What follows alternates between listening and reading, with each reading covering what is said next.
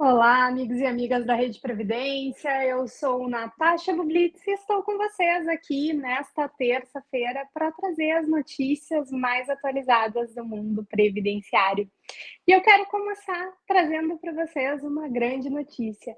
Hoje é aniversário da nossa apresentadora Lisiane Guerin, que apresenta aqui o Previdência hoje em 10 minutos nas quintas-feiras e também está ao meu lado no Mulheres e Previdência. Então, vamos todos aqui desejar felicitações e muitas alegrias para a doutora Lisiane Guerin. E quem não assistiu Mulheres e Previdências, que foi ao ar na sexta-feira, nós tratamos sobre mídias sociais, a advogada previdenciária e as mídias sociais. Tema super pertinente nos dias atuais. Então fica aqui o convite para quem não conseguiu acompanhar ao vivo para assistir. O vídeo ficou gravadinho aqui no canal da Rede Previdência. É só assistir, comentar, debater conosco. Fica esse convite. E hoje o que eu quero trazer para vocês são duas notícias muito pertinentes dessa semana. A Previdência Complementar do Servidor Público Federal e também sobre a revisão da vida toda. Julgamento esse do STF que estamos todos acompanhando muito de perto.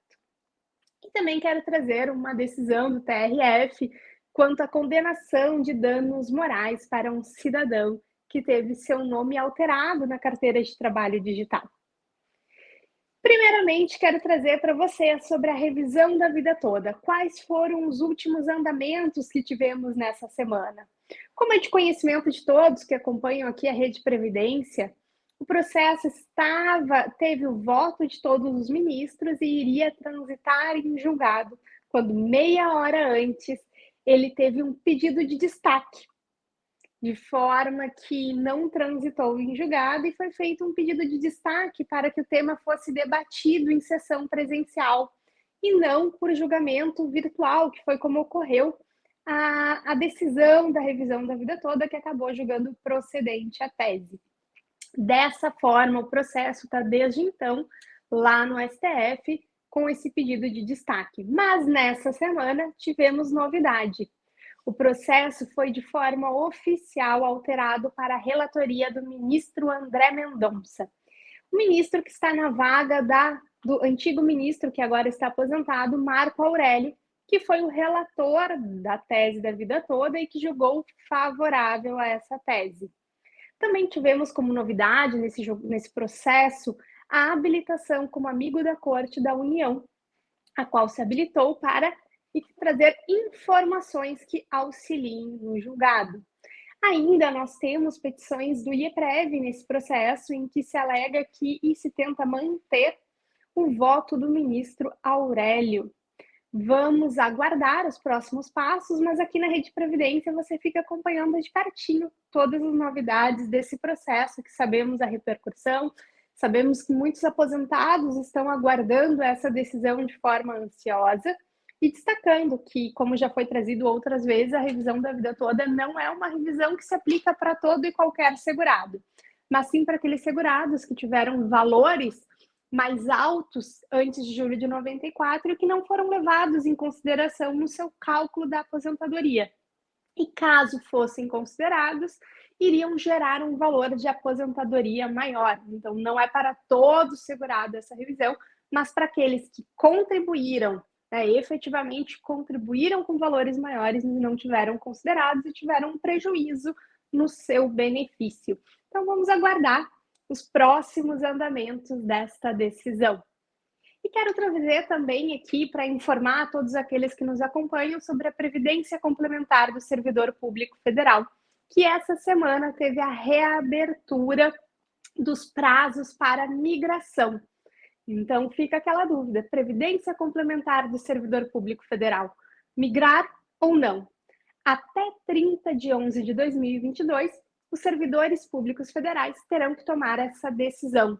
Decisão essa pessoal, irretratável, irrevogável, que não tem certo ou errado. É uma decisão tomada com base nas informações que aquele servidor tem e de forma individualizada para cada um vai ter a melhor opção.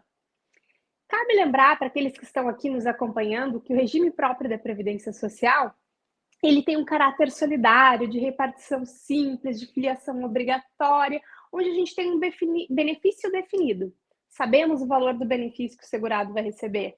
Já no regime de previdência complementar, é um regime mais de capitalização, ele é facultativo, pode optar por migrar ou não. E ele tem essa questão da individualidade. Um grande diferencial é que não se sabe o valor do benefício, mas a contribuição, esta sim, é definida. O que se sabe é que o custeio ele vai ter uma relação direta com o valor do benefício. O saldo da conta do servidor ele vai ser o resultado do seu esforço competitivo, do seu esforço contributivo. Então, neste caso, nós temos essa grande diferença entre o regime próprio e o regime de previdência complementar.